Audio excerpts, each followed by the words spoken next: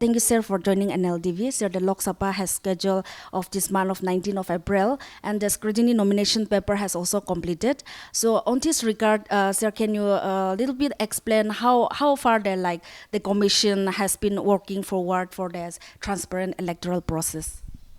Yeah, you are right. So the elections will be held in the first phase in our state. That is 19th, as you mentioned. So on 19th, from 7 o'clock in the morning till 4 o'clock, all the electors can go to their respective polling booths and cast their votes.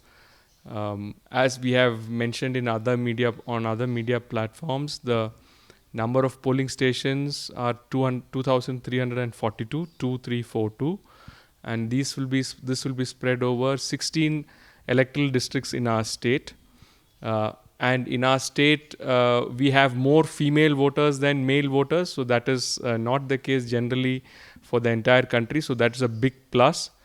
And on top of that, we have nearly 20,000 new voters, new electors who will actually go to the polling booth, who have the opportunity of casting their vote for the first time. This is basically the roundup statistics of our state. Yeah, so in terms of the preparations, it's a long process. Our preparations actually started with the publication of the electoral roll, which happened on Jan 10th for the entire state, except for one, that is the 43 Tapi. For 43 Tapi in Mon, the electoral roll was published on 10th of February. So from that time on, one activity or the other has always been happening. Right now, how it stands is that the polling personnel randomization, first round of randomization is already done. A few districts have done the second phase of randomization. EVM, VVPAT, first round of randomization is already over. Yesterday, at the RO's office, RO is our Commissioner Nagaland. So in his office, along and in the presence of the observers, we've had the second round of randomization of EVM, VVPAT. We are planning to have the commissioning of EVMs on 8th. All political parties have been informed. All stakeholders have been informed. This will happen in the respective district headquarters. And we have about 100 plus, 150 plus polling stations, polling parties going on P-2. P-2 would mean 17th. So the first set of about 170 odd polling parties will be going on 17th. The rest of them, that will be about 2,170 odd polling parties will be going on 18th, so that they will reach their polling locations well in time to to begin the election process on 19th. So apart from these electors that amount to 13.17 lakh electors, so we have 13,17,536 electors who can actually cast their votes in our state. Apart from that, we have what are called the service electors. So that's about 7,800. So for the first time, Nagaland police personnel who are posted outside the district, they have also been given the option of casting their votes through postal ballot. Apart from this, the commission has also allowed what are called absentee voters. Absentee voters are of different categories.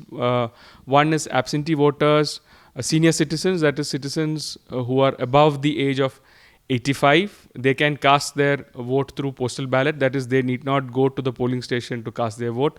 Similarly, absentee voters, essential services, media personnel, doctors, and police personnel who are not on election duty, they can actually also use this facility of absentee voters postal ballot. And then you have absentee voters for COVID patients. So these three categories of voters can also decide to cast their votes not in the polling stations, but in the in postal ballot facilities, PVC as we call it, which will be set up in district headquarters all across the state. The dates will be announced specifically by the individual DEOs in their respective areas of jurisdiction. This is about the postal voting facilities. Apart from this, those officials who are on election duty, they have this option of casting their votes through what is called election duty certificate, the EDCs. So they can go and with this form, with the format that has been approved by the district administration, they can go to the respective polling station wherever they are doing their duty, polling duty, identify themselves and cast their votes just like any other elector of that particular constituency of that polling station. So this is roughly the facility of postal voting and also of EDC, that is election duty certificate. Apart from this, the service electors actually is an electronically transmitted postal ballot voting system. So all that facilities are also there.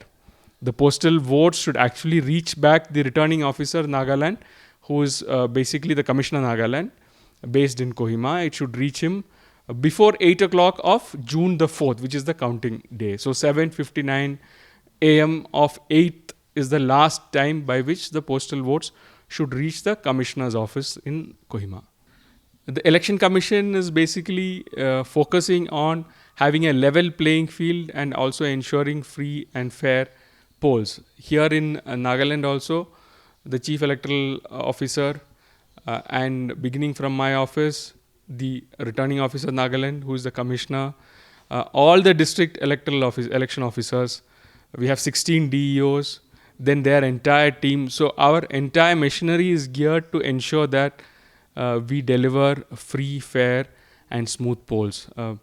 My only request to all the voters is to come out in large numbers and cast your vote. Thank you. The Chief Electoral Officer has informed that for the upcoming Lok Sabha election 2024, which is going to be held on 19 April of this month, the total electoral voters has enrolled 13,17,536 with total polling station of 2,342.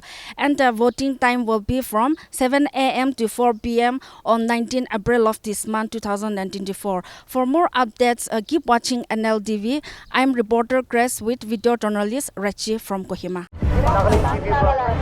Nagaland TV, Sob Manulaga Awas. Watch us live on Geo TV and on your television sets as well. For Dimapur viewers, we are on channel number 994 in Global Chapter, and Kohima and Mokokchung viewers, switch to channel number 138 on Hornbill Digital. For all news and updates, follow us on Facebook, Instagram, YouTube and Twitter.